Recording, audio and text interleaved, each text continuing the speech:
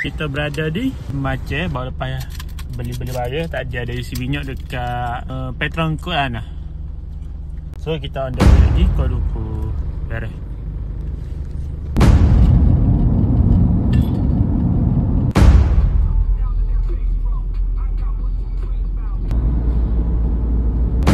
Dari jam ni ke pukul 5.15. Dah ni kita duduk kat Arau. Kita tolak dari Kota Baru ni dari pukul 3 petang. 15 jam perjalanan kita. Kau nak belajar?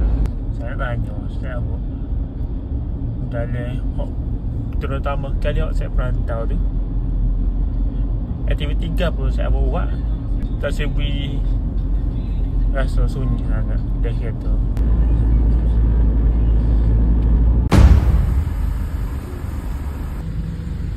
Okay, alhamdulillah. Setelah mengharungi jalan selama 18 jam, kita sapa ni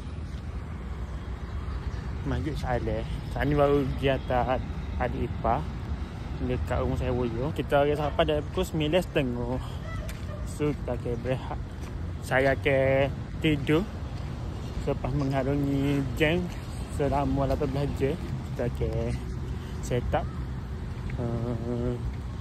kereta ni untuk jadi tempat tidur sementara.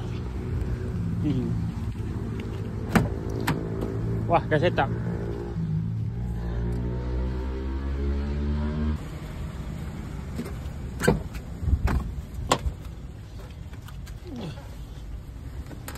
Bismillah. Jom kita tidur.